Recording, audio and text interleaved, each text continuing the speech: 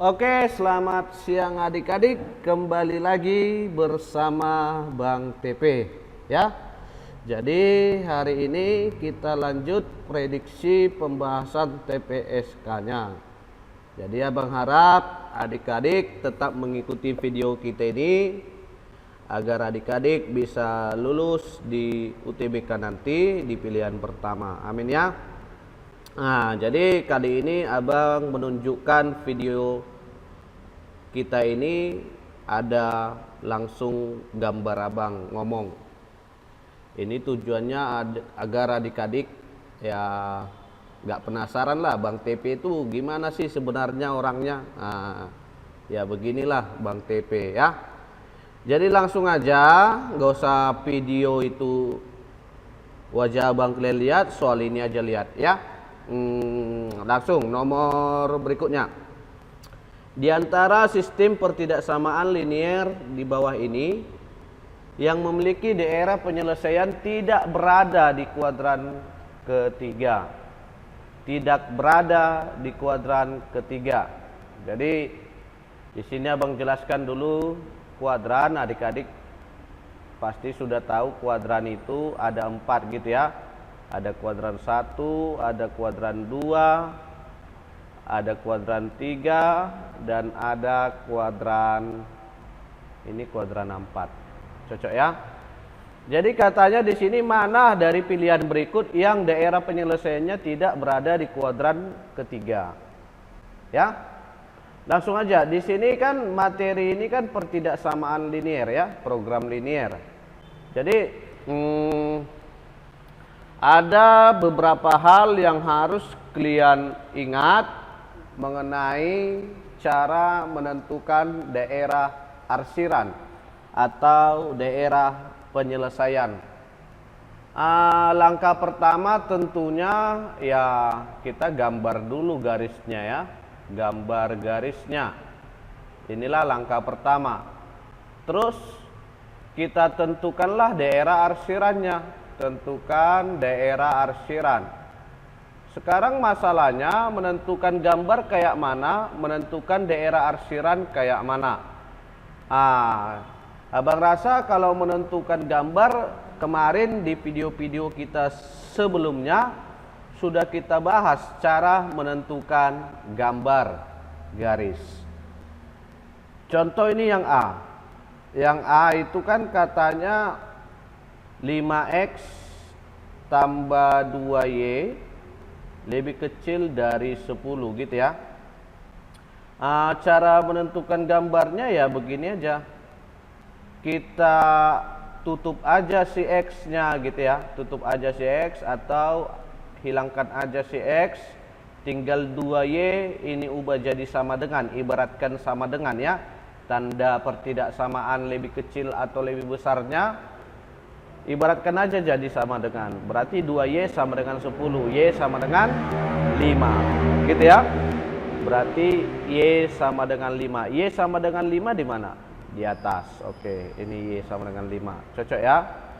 Terus kita ulangi lagi dengan cara yang sama, tapi si y-nya yang kita abaikan, kita tutup gitu ya. Paham ya? Tinggallah 5x sama dengan 10. 5x sama dengan 10 berarti x-nya sebesar 2. 2 berarti di kanan gitu ya. Sekarang hubungkan aja. Nah, kita hubungkan. Inilah gambar garisnya. Paham ya? Oke, kalau sudah bisa cara menggambar garis, sekarang gimana cara menentukan daerah arsiran? Cara menentukan daerah arsiran itu sebenarnya itu melakukan titik uji ya. Titik uji. Cuman kita di sini nggak usah memakai titik uji, ada rumusnya atau ada clue-nya gitu dia. Yang pertama tengok tanda si y di pertidaksamaannya. Tanda si y bisa aja positif, bisa aja negatif gitu ya. Coba kita lihat. Pertidaksamaannya tadi kan si A 5x tambah 2y kecil 10. Di sini ada tambah 2y, berarti tanda si y-nya adalah plus, gitu ya. Setelah kita lihat dia plus, tengok lagi tanda pertidaksamaannya, apakah dia besar atau besar sama dengan, kecil atau kecil sama dengan, gitu ya. Besar atau besar sama dengan, kecil atau kecil sama dengan. Kalau ternyata dia besar sama dengan, dia nanti kita arsir ke atas garis. Tapi kalau kecil sama dengan, dia nanti kita arsir ke bawah garis. Cocok ya? Kalau yang negatif bang kayak mana? Ya kebalikan yang positif. Nanti bisa adik-adik buat kesimpulannya. Paham ya? Oke, lihat. Si Y di soal pilihan A itu tandanya positif, lalu pertidaksamaannya kecil. Berarti positif kecil. Kalau positif kecil berarti di bawah. Maka kita arsirlah di bawah garis. Coba lihat. Apakah daerah arsiran si A ada di kuadran ketiga? Jawabannya ada.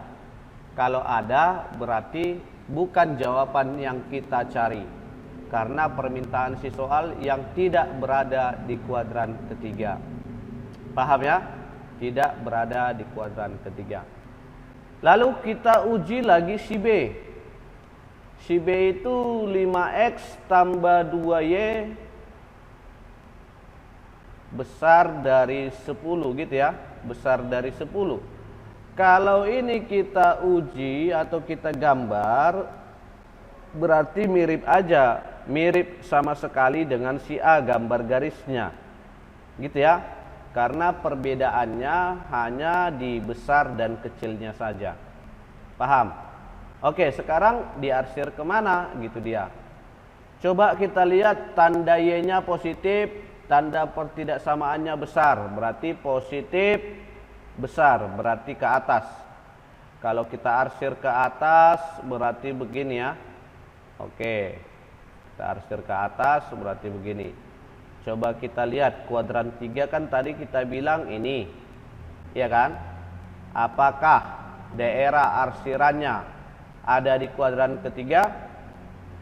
Ternyata tidak ya, ternyata tidak. Daerah arsirannya ini kuadran 1, kuadran 2 dan kuadran 4 gitu ya. Berarti B itu tidak memiliki penyelesaian di kuadran ketiga, karena pertanyaannya yang memiliki daerah penyelesaian tidak berada di kuadran ketiga. Berarti jawaban yang tepat adalah B. Paham ya adik-adik ya? Oke, kita lanjut soal yang berikutnya. Nomor 30. Katanya begini, di dalam suatu kotak terdapat 100 bola serupa yang diberi nomor 1 sampai 100. Jika dipilih satu bola secara acak, berapa peluang terambilnya bola dengan nomor yang habis dibagi 5 tapi nggak habis dibagi 3. Nah, gitu dia. Jadi kalau kita lihat di sini pertanyaannya peluang, ya kan? Pertanyaannya peluang, PA. PA itu kita tahu rumusnya adalah NA per NS, gitu ya. Nah, dari soal ini karena ada 100 bola yang diambil 1, berarti NS-nya itu bisa kita pastikan adalah 100. Lalu yang jadi masalah adalah menentukan NA. NA itu apa? NA itu adalah banyaknya kejadian terambil bola dengan nomor 5 tetapi tidak habis dibagi 3. Artinya NA itu adalah permintaan si soal gitu dia. Paham ya? Permintaan si soal. Jadi kalau kita pikirkan dari 1 sampai 100 ada apa-apa aja bola yang habis dibagi 5. Jadi bisa kita simpulkan itu adalah kelipatan 5. Betul ya? Mulai dari 5, terus berapa lagi dek?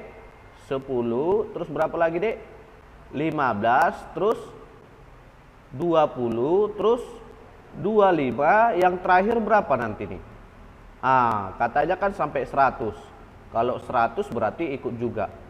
Karena 100 juga habis dibagi 5. Kira-kira ini banyaknya berapa, Dek? Kira-kira ini banyaknya berapa? Kalau kita lihat ini sebenarnya gampang kali menentukan banyaknya ya. Cara menentukan banyaknya ya langsung aja lah. 100 bagi 5 itu pasti sebanyak 20. Cuman abang mau kasih tahu sebenarnya caranya kayak mana. Caranya itu, Dek, sebenarnya ini kita anggap U1 ya. Ini kita anggap UN. Cocok. Jadi menentukan banyaknya berarti N. Jadi larinya ke deret aritmatika. Kita tahu rumus UN itu adalah A tambah N kurang 1 kali B. Paham ya? Intinya kita mau mencari banyak suku. Banyak suku itu itulah yang mau kita cari, yaitu N. UN-nya kita ganti aja 100 gitu ya. A-nya kita tahu 5 tambah N kurang 1 kali B. Bedanya berapa? Karena ini kelipatan 5 berarti bedanya pasti 5. Cocok ya? Oke, jadi dari sini sama-sama kita bagi 5 aja, berarti ini kan bagi 5 20, bagi 5 1, tambah bagi 5 ini hilang 5-nya gitu ya. Paham ya? Berarti kalau kita hilangkan kurungnya ini habis jadinya si 1. Berarti N-nya tinggal 20. Paham ya? Berarti banyaknya ini, banyak angka yang habis dibagi 5 adalah 20. Tapi syaratnya bukan itu aja adik-adik. Katanya dia habis dibagi 5 tetapi nggak habis dibagi 3. Jadi kalau kita lihat habis dibagi 5 ini, mana yang habis juga dibagi 3, dia nggak ikut. Paham ya? Jadi kalau abang bilang kesimpulannya, tengoklah kelipatan 15. Kelipatan 15. Jadi kenapa? KPK 3 dan 5. 3 dan 5 itu adalah 15. Jadi seandainya ada nanti soal banyaknya bilangan yang habis dibagi 3 tetapi tidak habis dibagi 2 katanya. Jadi nanti hilangkanlah kelipatan KPK dari 2 dan 3, berarti kelipatan 6. Jadi dari sini karena kita berkesimpulan kelipatan 15, berarti dari 1 sampai 100 kelipatan 15 apa-apa saja gitu dia, atau ada berapa. Kita mungkin tahu ada berapa setelah kita tahu apa-apa saja gitu ya. Oke, kita mulai berarti dari 15 pastinya gitu ya. 15. Habis 15 karena kelipatan 15 ya tambah-tambah 15 saja kan gitu dia kan. Berarti 15 tambah 15 30, tambah 15 45, tambah 15 60, tambah 15 75, tambah 15 90, tambah 15 105 sudah lewat karena batasnya sampai 100. Berarti banyak sukunya berapa? Banyak suku kelipatan 15 itu sama dengan 6. Cocok? Maka karena kita sudah dapat, maka bisalah kita simpulkan NA-nya adalah banyak suku kelipatan 5 dikurangi banyak suku kelipatan 15. Kenapa? Karena kelipatan 15 itu adalah kelipatan 3 juga. Paham ya? Di sini katanya kelipatan 3 nggak ikut. Berarti 20 dikurang 6. Cocok? 20 dikurang 6 itu sama dengan 14. Karena NA sudah dapat, NS sudah dapat, maka bisalah kita cari PA-nya. PA-nya tadi kita bilang rumusnya NA per NS. Berarti NA-nya 14, NS-nya 100. Kita lihat di pilihan nggak ada per 100, berarti kita sederhanakan sama-sama bagi 2, berarti 7 per 50. Maka pilihan yang pas adalah bola. Paham kan? Paham, gampang sekali adik-adik. Oke adik-adik, sekarang kita lanjut soal yang berikutnya. Ini dia. Katanya begini. Grafik di bawah ini yang merupakan grafik fungsi genap. Di sini ada kata fungsi genap ya. Adik-adik tahu nggak apa sifat dari fungsi genap? Oke. Kalau fungsi genap itu adik-adik berarti fx sama dengan f minus x. Inilah artinya fx sama dengan f minus x. Jadi kalau abang buat suatu ilustrasi f apalah abang bilang ini ya, fa itu sama dengan f minus a. Kita misalkan minus a, kita misalkan sama dengan b. Adik tahu nggak fx itu kan sama dengan y. Paham ya? Jadi kalau abang buat fa sama dengan B, berarti X-nya siapa? A. Y-nya siapa? B. Dari kesimpulan ini berarti F minus B, minus A juga sama dengan B. Berarti waktu X-nya sama dengan minus A, Y-nya juga B. Gitu ya. Jadi kalau kita bilang, kalau kita gambar di dalam suatu koordinat, X-nya positif A, kita misalkan aja jarak dari sini ke sini A, gitu ya. Terus sini X-nya minus A, berarti kalau minus A kan berarti jaraknya sama ya. Cocok ya, ini minus A. Lalu Y-nya B, kita andaikan ini B. Berarti gini kan. Gini kan. Coba lihat, tingginya sama nggak? Sama, ya, sama. Jaraknya sama nggak? Sama. Jadi artinya dek, mau kalau dibilang kurva fungsi genap itu nanti kalau kita tarik garis mendatar, ya, garis mendatar seperti ini, itu nanti dia akan memotong secara simetris, gitu dia. Atau bisa kita bilang garis itu akan memotong di X yang berlawanan tanda, gitu dia. Intinya kalau begini, kalau abang bilang kesimpulannya sama tingginya di kiri dengan di kanan, gitu dia. Dia akan memotong di kiri dan di kanan sama tinggi, gitu dia. Paham ya? Dia akan memotong kiri dan di kanan sama tingginya. Jadi caranya ya tarik aja garis seperti ini. Mana memotong di kiri dan di kanan sama tingginya, itu dia. Paham ya? Oke, coba kita tarik untuk nomor 1. Tarik. Sub. Ternyata dia hanya memotong di mana? Di kanan. Berarti salah dong. Paham ya? Dia harus memotong kiri kanan. Gitu dia. Coba kita lihat nomor 2. Dipotongnya ke kiri kanan, ya sama tingginya sama, gitu dia. Jaraknya sama, gitu dia. Berarti nomor 2 fungsi genap, ya.